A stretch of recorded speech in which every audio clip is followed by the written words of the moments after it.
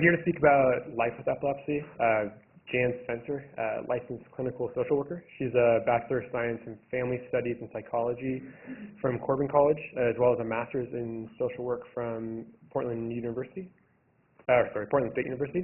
and has over 14 years experience working with people living with chronic illness.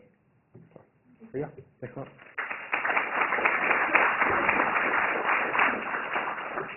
Well, welcome everyone this morning, and thank you for having me.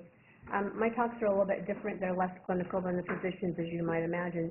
So I kind of prefer that mine be a little interactive. So in other words, I don't mind if you interrupt me, if you have a comment or a question, because I'm going to be speaking on what exactly is it like to live with epilepsy? What challenges do you face? So first, I'd like a show of hands. How many of you are actual people living with epilepsy? Okay. And how many are here that are caregivers, family members, loved ones of epilepsy? Okay, so I know who my audience is. I always like to know who the audience is.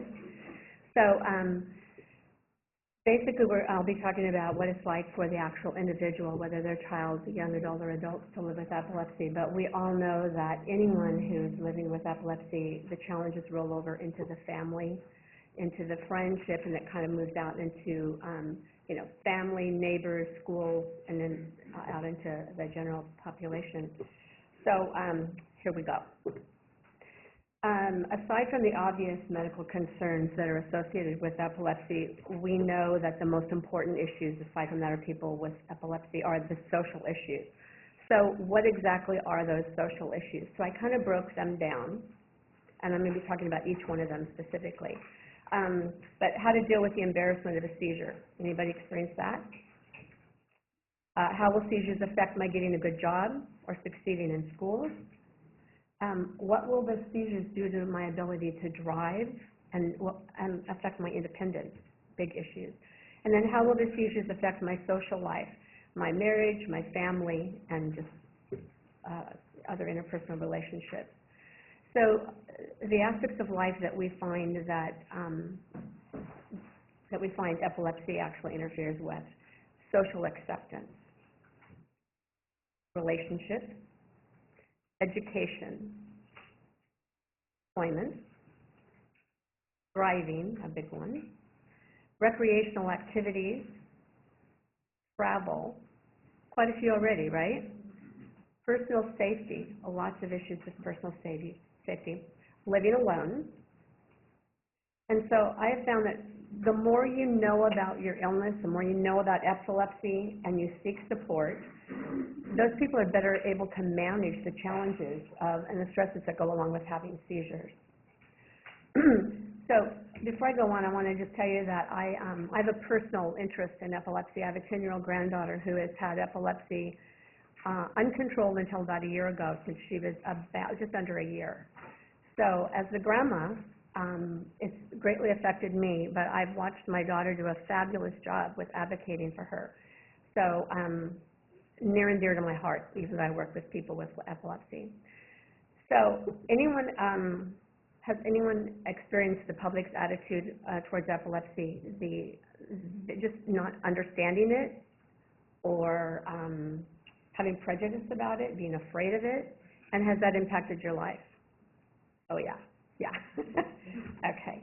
So this stigma can be really damaging to people living with epilepsy, and we can talk about that later, but it can cause people to withdraw, to avoid being out in social situations, to be afraid to engage in relationships with people, and to basically really isolate yourself socially.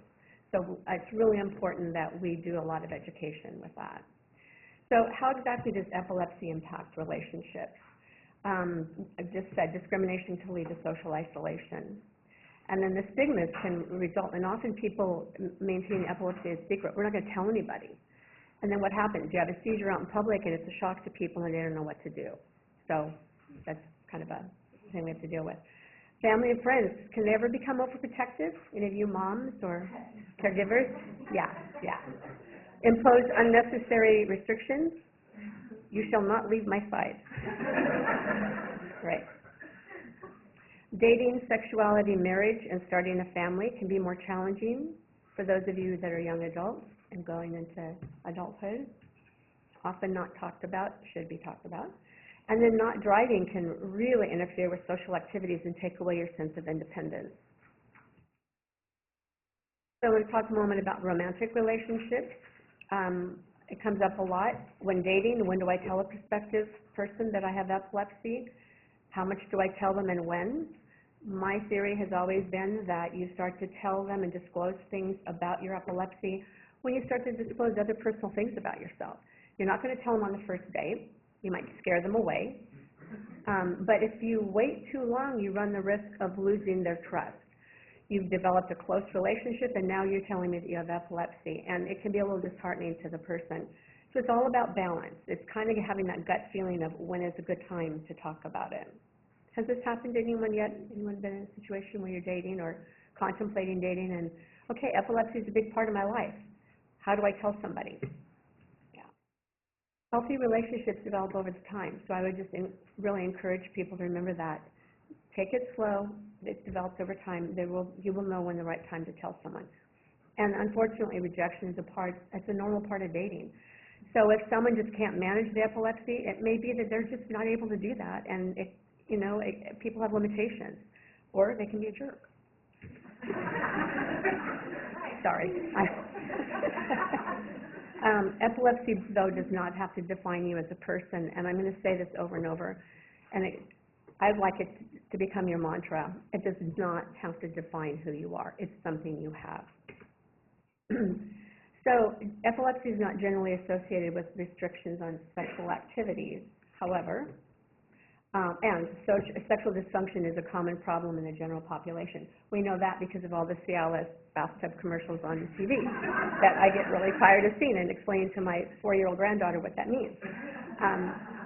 But that said, impotence is a little bit more common in men with epilepsy, due in part to anti-epileptic drugs, and certainly the physicians could address that more. But I think it's important that you know that, because what you know, then you'll be prepared to ask questions and try to find some solutions for that. I'm really big about sex education. Poorly controlled seizures and depression can also play a part of sexual dysfunction in anyone's life, and also with someone with epilepsy. And I really believe that if sexual dysfunction is a problem, discuss it with your doctor. It can be embarrassing. It can be hard for you to know how to bring it up, but it's a normal part of our lives, and it's an important part of our lives. And so I really encourage people to bring it up with your doctor. And in the past, with patients of mine that have not been able to do it, I've had them write it down and hand it to their doctor on their list of things they want to talk about. It's a good way to get it addressed. Or they will call the social worker into the room and talk about it. That's been my experience as well. So family planning, another thing when you are in a relationship and you're talking about developing or starting a family, it's really good to say, okay, how is epilepsy going to affect me? And adolescent girls and women with epilepsy should be aware that anti-epileptic drugs can cause birth defects. That said, many people with other medical illnesses or disorders are on medications that can have the same side effects. So there again, don't feel like you're alone or singled out. It can be a common side effect of some of these. Men and women taking anti-epileptic drugs may have slightly higher rates of infertility than those with the general population. That said, okay, this is another stress or another challenge, but again, talk to your doctor about that. Never dismiss infertility as simply a problem of epilepsy or the drugs that cause it. There may be something that can be done about it. Better to ask and find out that there's nothing can be done than to not ask and wonder, why didn't I do it, and would that have made a difference? Sorry, allergy medication is trying to know. So we're going to talk for a minute about education, big big piece, especially if we're talking about children. So of the people that raise their hands that are people living with epilepsy, I'd really be interested in your comments, or moms, about how education in children as epilepsy has affected that. So we know about 300,000 children and adolescents in the United States have epilepsy.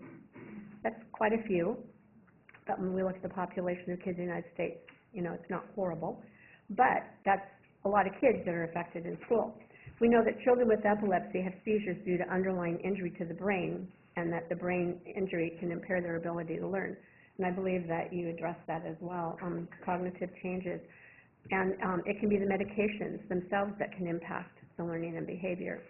So my experience with now 10-year-old is she had uncontrolled seizures, like I said, for about 9 years. Just this past year, we hit on the drug that works.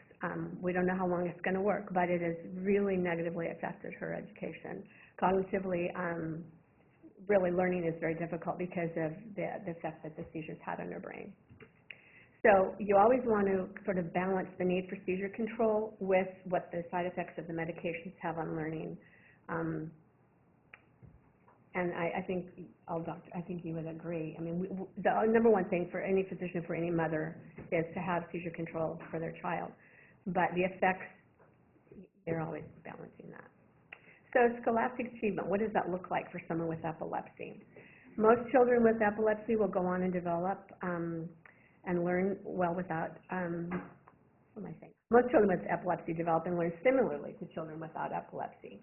And that would be our goal, that all children, but that's unfortunately not the case. Children are 3 times more likely to experience difficulty with learning. And children with epilepsy may not ever achieve their potential due to attention problems and school absence. So anyone in the audience want to share an experience with school and how school absence? Yes.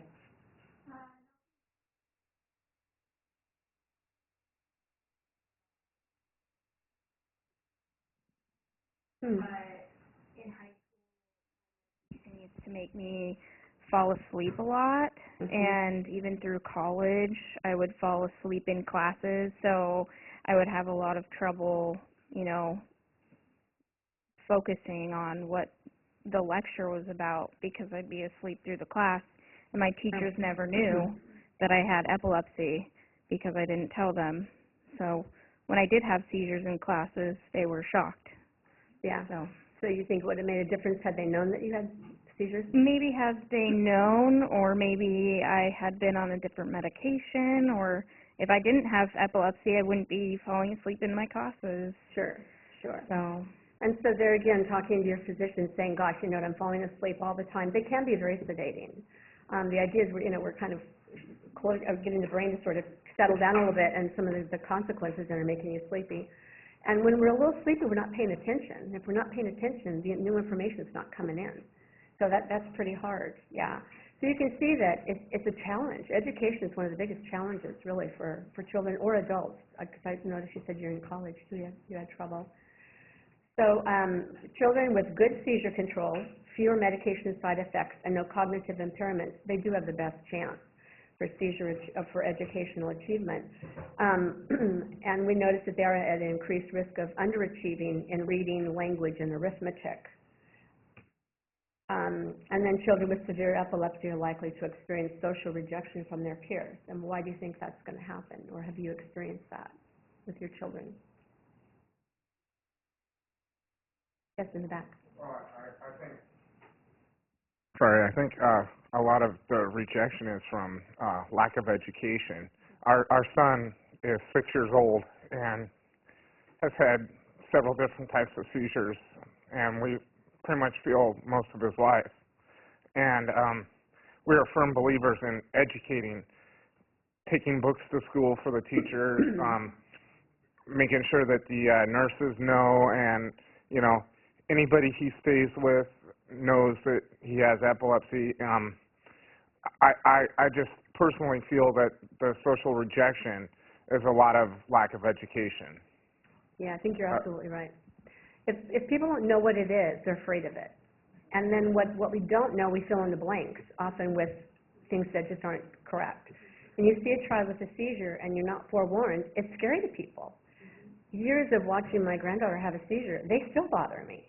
And so I think if we're, you know, kind of well experienced with it, then certainly a child who doesn't have any idea thinks that there's something really wrong with them. So I just want to touch on the educational rights, and you know, that's going to be discussed later this afternoon too, but I think as all parents or family members involved need to know that there is a federal law that states that every child with a disability is entitled to a free and appropriate education in the least restrictive setting, and that's the Individuals with Disability Education Act, or otherwise known as IDEA or IDEA. And children with epilepsy are entitled to special education services if having epilepsy affects their educational performance. And again, our speaker this afternoon will be addressing that, the IEP, individual education plans for children more specifically. So we promote understanding, and like you said, it begins with the teacher. The teacher's understanding and attitude is really a very important factor in the child's social adjustment at school. And having them be aware of the seizure symptoms, seizure management, and full integration of the child within the school community. That's, it's not just epilepsy education on the whole, that's really important, but how does epilepsy affect my child in your classroom? What can you expect in the way of behavior?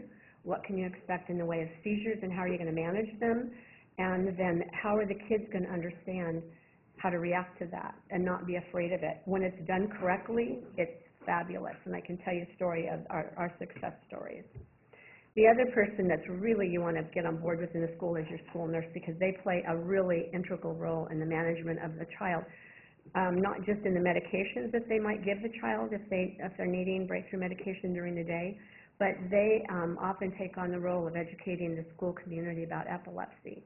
And I know that the Epilepsy Foundation does have programs that go in with the school nurses.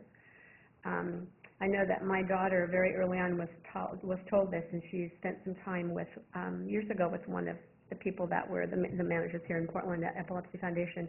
She was given books, and so when Ellie went to kindergarten and first grade, and it's become a habit now, the first week of school, we always let the teacher have the first several days with the kids, and then my daughter comes in and sits down with the kids and reads them a book about epilepsy, and then talks to them about Ellie in particular, how epilepsy and a seizure might look like for Ellie and what it might look like for them.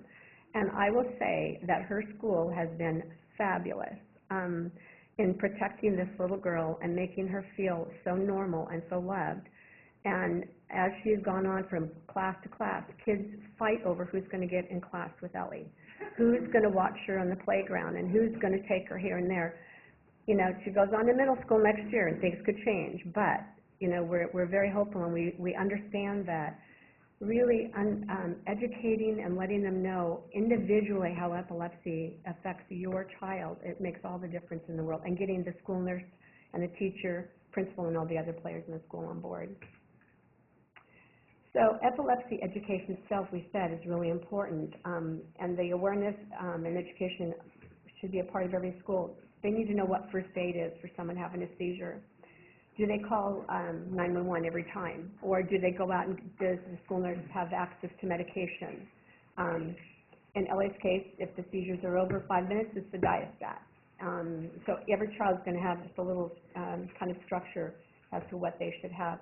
Basic information about epilepsy and its treatment, the problems of living with epilepsy, and how that would affect your child with their education, how to improve the school environment for people with disabilities on the whole.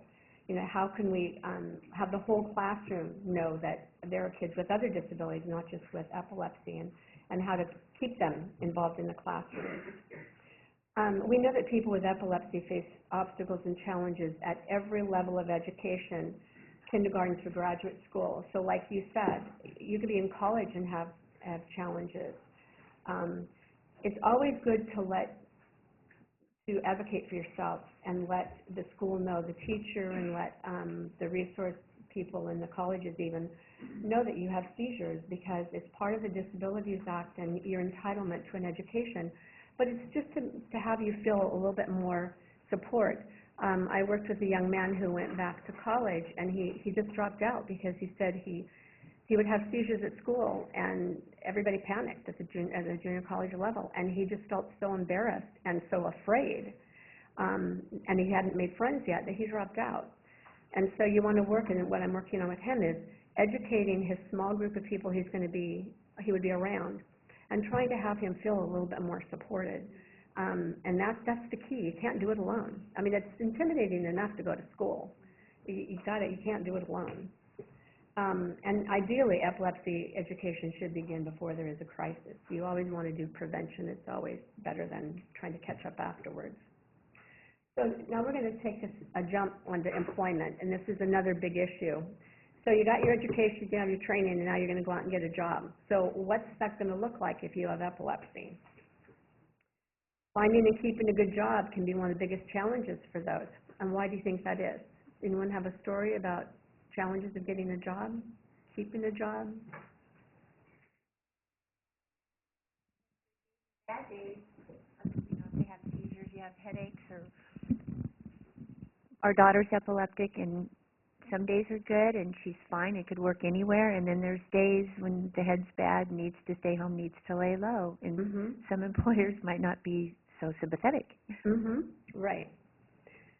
So what do you think the solution is to that? What does your daughter do that makes it work for her? Does her employer know that she has epilepsy? Sorry. Well, currently she's not employed, but our daughter is living in Mexico right now promoting epilepsy awareness there on a volunteer basis. That's fabulous. Okay. Yes. Also, I've had employment and the safety concerns that people have. We have people online that can't hear you, so that's why we're running around with these microphones. So the safety concerns that employers have, and I can think of there's no safe environment, and I think that's how employers think. And my son is interested in being like a weight trainer, and I can even think of how someone could see working with weights as a safety concern. And so I guess that's my question is, how do you balance safety with ability to work? And with their dreams. Right, and everybody's an individual, and this woman here says her daughter, struggles kind of like with an everyday, how is she feeling, and that's not my son's issue. It's more, he feels fine every day, and he can work every day, but that's if he's allowed to work. Okay. So let me just quickly go through that because we're going to talk about safety in the workplace in just a minute. Unemployment rates among people living with epilepsy is higher than the general population, and that makes sense. So we started talking about the downside. This is some of the downside of having epilepsy and working. Lack of training skills or on-the-job experience. You have to be able to work for a while to get on-the-job experience, and so when they ask you if you have it, you may not have it. A lack of transportation. How do you get to work if you can't drive? Big barrier, but you can work through it. Negative attitude of employers about epilepsy. There again, if they're not educated, they're afraid. What's it going to be like if he drops those barbells or that weight on himself or somebody? Is she going to be absent too much? I can't count on her to be at work every day. And then there's the negative attitude of coworkers. And then there could be an employer concern with the safety and liability. What if they have a seizure and they get hurt on the job? Am I liable? Is that going to cost me more money with my insurance? Concerned about job performance. Fear of seizure will scare off customers. Coworker discomfort. Ooh, I don't want somebody having a seizure. That's scary. Now, the upside is that most people with epilepsy are able to find meaningful work, and we will problem solve with those people that can't. But it takes extra effort on your part. You have to do some research. Your son wants to do this. We'd have to look at how do we make it possible, and do we sit down and talk with a manager and say, how can we make this possible? And education is key. Talking to your employer and coworkers about your epilepsy. And the Epilepsy Foundation, you have a lot of different programs that educate the schools and employers, and material that you can take with you and just take it to each individual place. Yes?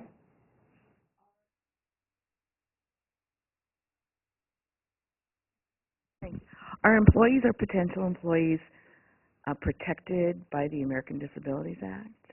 Yes, they are. Next slide. Right here under legal rights.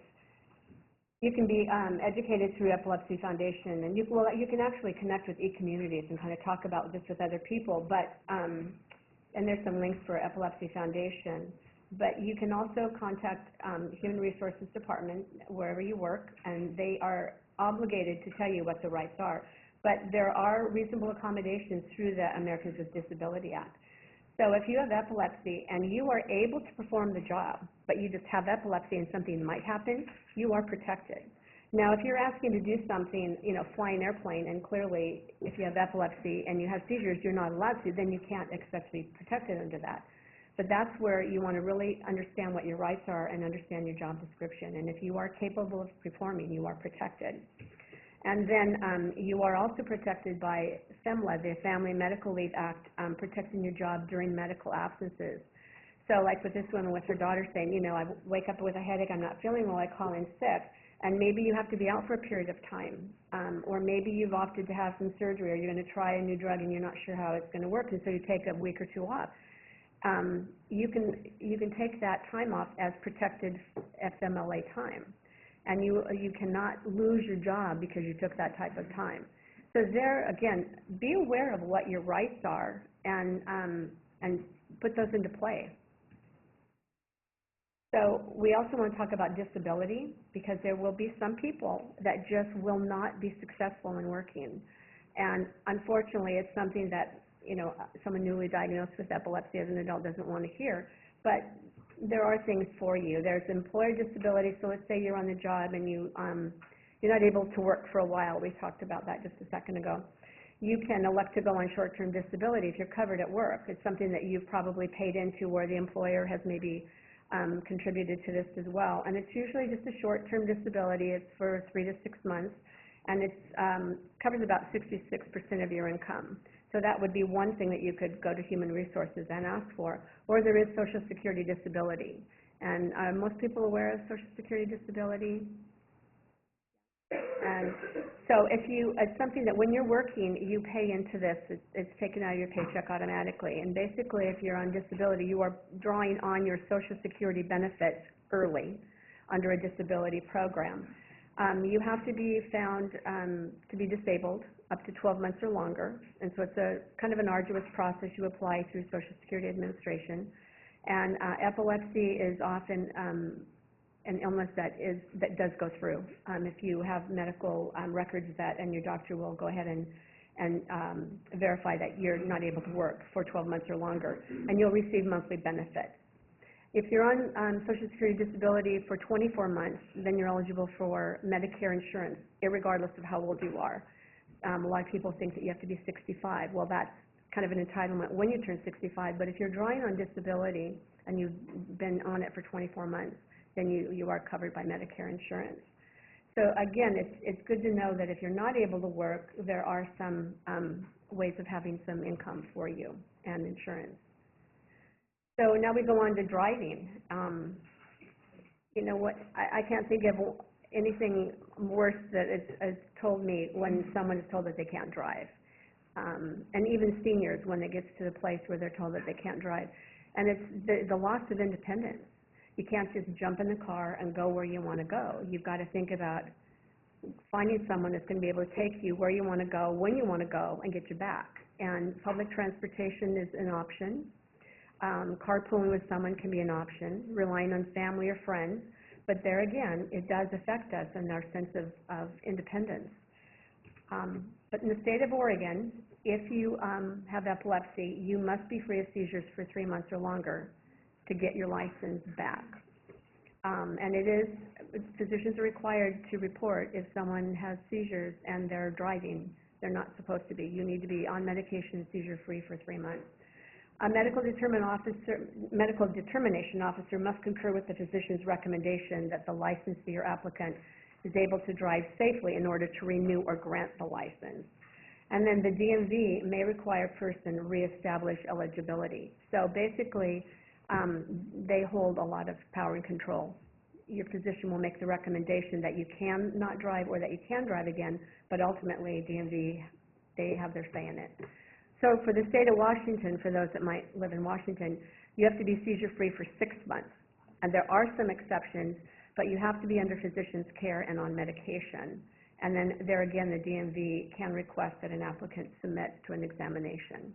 So it's important to know what your state's laws are, because they can vary, which we've seen in this instance. So epilepsy can affect what we do recreationally, what kind of leisure activities we have. Can you think what they might be? Water sports, I was just going to say water sports, or even just things like bike riding. You know, if you ride in the street and you have one of these seizures, it's a problem for you. Right, right. So there again, for the vast majority of epilepsy patients, the benefits of exercise outweighs the risks. But that said, you need to use good judgment. Water sports. With a few safety precautions, you can enjoy many recreational activities. So the way I say when I'm working with people is, when you're told no, you have to look at, okay, well, what are the yeses? Because if we just focus on the things we can't do, we become depressed, and we just feel like we've just lost the joy in our life. We have to start looking at, okay, what can I do? And there are a lot of different things you can do. And then you go ahead and you put the safety precautions in place. And have a buddy. If you're going to go somewhere, have someone go with you. Most of us don't hike alone, or we don't take a trip alone anyway. So this is a time to just say, the buddy system is kind of part of my way of life. If you're doing anything that would put you at risk of a seizure and then hitting your head, you might want to wear a helmet. But here in the state of Oregon, you're required to wear a helmet if you're riding your bike or doing certain things anyway. So it's just kind of trying to normalize the things that you're going to have to put into place to maintain your safety. But recreational activities are really important for your socializing happiness. They balance fun with safety. If you're going to just get depressed and say, I can't do anything because I can't bike anymore, I can't swim anymore, you're just going to lose your zest for life, and it's really important that you not do that. Because what happens, and you're going to hear later this afternoon, and we heard it earlier this morning, anxiety and depression sets in, and you start feeling that your life is just shrinking. And we don't want that to happen, because there are so many things that you can do if you just put safety precautions in place. So speaking of travel, a couple things you want to maybe think of is make sure you take enough medicine along. Anybody gone anywhere for a day or overnight and forgot your medicine? Yeah. What did you do? Besides panic. What's that? Oops, yeah. Did you have to turn around and go back? No. And said help. Yeah. So it's always good to just think, okay, I'm going to need a certain amount of underwear, I'm going to need a certain amount of shirts, I'm going to need my toothbrush and toothpaste. Always put medication right there at the top. You've got to remember that. And then when flying, many people get a little anxious with flying. I do. Kind of just use relaxation methods, the deep belly breathing, or just, the putting your mind in a happy state and not realize, and kind of visualizing the safe takeoff and the safe landing of a plane. Because we know that, as you talked about, anxiety can kind of exacerbate some seizures. And then be mindful of traveling fatigue. Whether you're flying and you have jet lag, or whether you're taking a long drive, we get tired, and that's another trigger for seizures. So you want to just take breaks and maintain some sleep. Take little cat naps. Find ways to sleep on the plane or in the car, because we know you're not driving. And then again, travel buddy. And if you're traveling alone, let someone know that you have a seizure history. Wear a medical alert bracelet, carry the card with you. If you're flying, you might want to let one of the flight attendants know that you have seizures, not to, worry anybody or make anybody feel uncomfortable. But if you would have a seizure when you're out traveling, somebody would know, and they would be able to help you. And then kind of think ahead, well, where you're going and where would you go if you did run into trouble and needed to stop at an ER or a pharmacy for some medication. So now we're going to talk about safety and lots of safety stuff. So we're going to, it's a concern for everyone, but it seems like there again, it's a big concern for epilepsy, because you have to take extra precautions. And many of us take safety for granted, but when you're at risk of seizures, many places and situations really do present potential dangers. So safety has to kind of always be in the forefront of your mind. Again, putting it in perspective so that it doesn't become your whole way of thinking and a big worry and still of anxiety. Safety measures for those with epilepsy not only minimizes injuries, but it maximizes your ability to live to the fullest. You're always kind of in anticipation of what could happen, being prepared, and then you can relax and say, okay, I'm good. I've got my toolbox full of things that I'm going to keep myself safe, and I'm going to think ahead, what if this should happen? And then you can relax and enjoy whatever it is that you're doing. So personal safety at the workplace, we're going to talk briefly, safety at home, safety while cooking, eating, and sleeping. So safety in the workplace, like you were talking with your son. Some jobs do pose a risk for people with seizures, but they can be made safer by having communication with the employer. So can anyone help her problem solve if her son wants to work with weights? He wants to be, what, a trainer? Is that what he wants to be? How do you think that could happen? He doesn't have seizures regularly. He's controlled. Well, no, he does have seizures. He does, okay. Okay. So if you were going to apply for this job, how would you tell your boss that you had seizures? Do we have an obligation to tell our boss that we have seizures? There's no pat answer with this. If you are at risk of a seizure affecting someone else's safety or your safety, then you might want to think about letting your employer know. It's kind of only fair. But if you're having a seizure isn't that big a deal, or you feel like you're pretty well controlled, then, you know, the law doesn't state that you have to. But in your case, well, I think of it when he uses the equipment. Mm-hmm. I mean, he's not employed, obviously, he's 15, but, but that's what he's thinking about. When he's in the weight room, I'm thinking about him having a seizure in a weight. Okay, so he goes to a gym and he works out. Right. Okay. Right. So, and that's not, I mean, I think of other things as well. It's, you know, probably not going to happen. Mm-hmm. So the odds are it's not going to happen, but if it did, so would you want to err on the side of prevention and have a plan in case? Well, I like him to be in there when there's another person in there, but that's true of all of us. We're all safer if there's another person in there, because everybody can have an accident with a weight. Absolutely. Everybody can have a swimming accident. I mean, but the potential is higher. Right. So, yeah, I mean, the buddy system would work well with him in a weight room. So if he could work out with someone, or if he notices that someone is working out pretty regularly at the same time he is, telling that person, hey, you know what, by the way, should I have a seizure? You want to kind of help me out a little bit? Or letting the manager know, or letting some of the trainers at the club know? There's risk with that. And I guess, you know, that's the thing that I think every parent and every child struggles with, balancing the risk of disclosing and what that would mean for that person, and the safety imperative. So I think I appreciate your information, but it's so much more complex. No, I understand. Let me give you a personal example. When you have a child that has seizures and your family goes to a certain gym, and the children go into Kids World, and they're told that, okay, my daughter may have a seizure. Right away they're like, whoa, okay, well, we can't take your child. So then you sit down with the manager and you say, I have a child with seizures. I need to be able to work out. I have to have a life because I am like Velcroed to this child when she's not at school. Mm-hmm. And you talk with them and you educate them about your child's seizures, the medication that she's on, and you come up with an agreement. And there is a plan in writing at this gym. And people are trained in the gym with CPR, and everyone knows my granddaughter. And she has had seizures in the pool. She's had seizures back at play.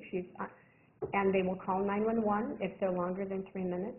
They will give medication or they will call my daughter. Do that. But so I'm just saying, it's not ideal, and it doesn't happen to everybody.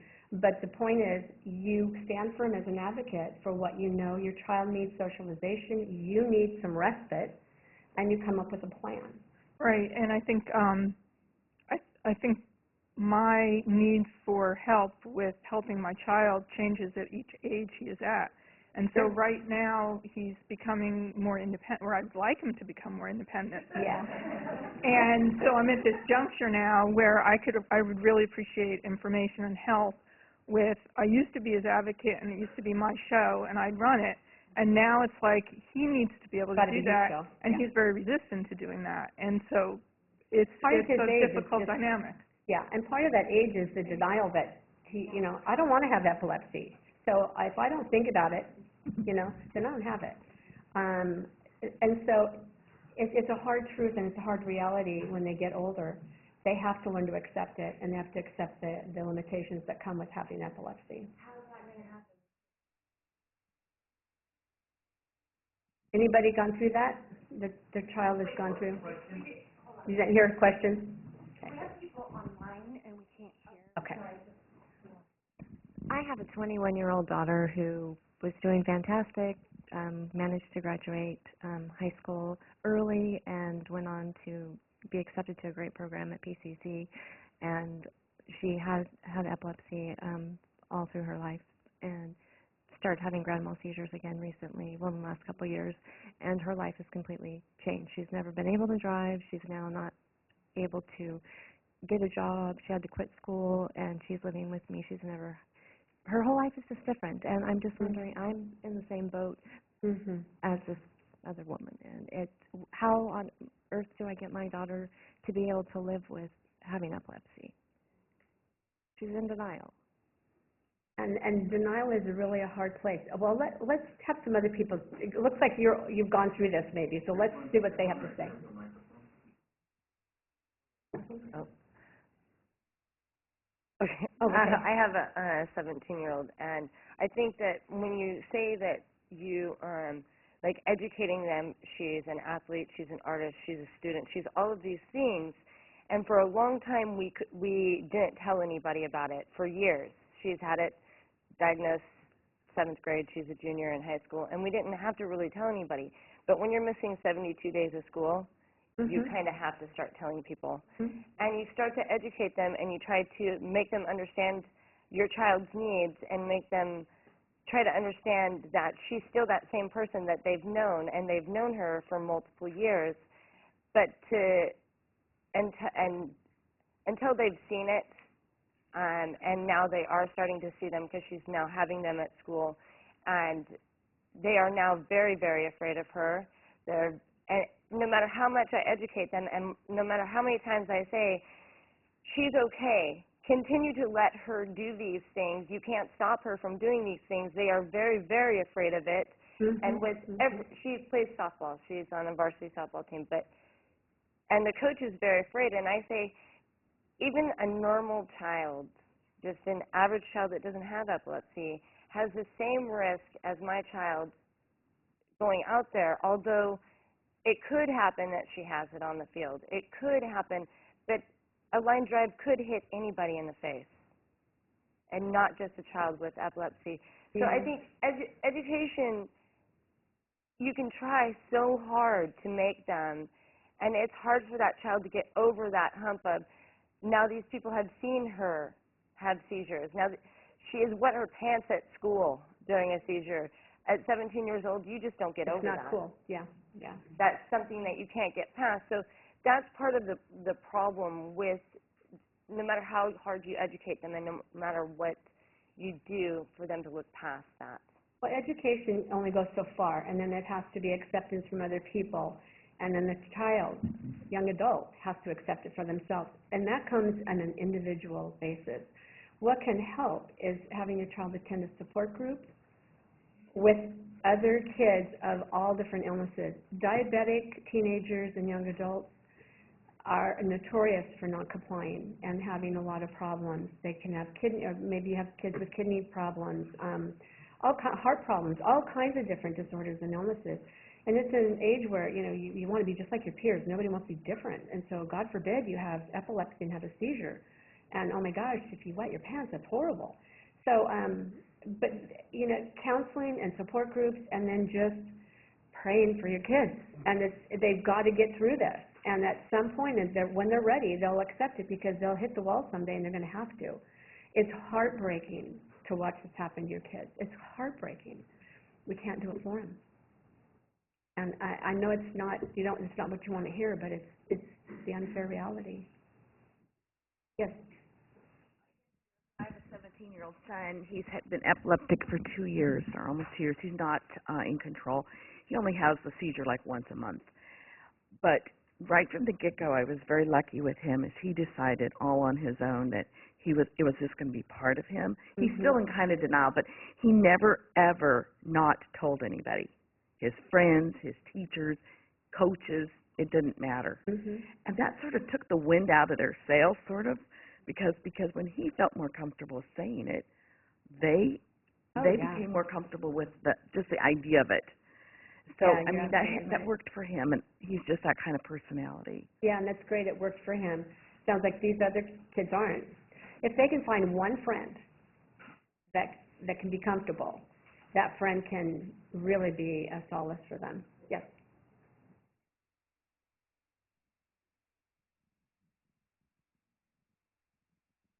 I want to speak to the mothers that asked the question. I am that person. I specifically want to talk to you because I went through high school, I went through most of college, and I was controlled. And then I started having my grand mal seizures again. And I think that the most important thing is, like Jan said, you can't make them accept it. You know, I'm having a hard time accepting it. And every stage of life is going to be hard and different than the previous one. I was diagnosed when I was 13, so I remember, you know, my dad was overprotective, and my mom and my grandma are overprotective. And I think the best thing that you can do for your child with epilepsy is have confidence in them, that they aren't different, that, you know, even though you are protective, more protective over them, that they could have a seizure, you have to have confidence in them that they can do these things like all other kids. You know, I want to move out and live on my own, and my dad is scared to death of that. And it would be better for him to just be confident in me that I could do it, and that even though things could happen to all other kids. You know, kids who don't have epilepsy could have a house fire or something. You know, bad things are going to happen, and epilepsy does make it more difficult, but life goes on, and just be supportive of them. And I think that's the most important thing.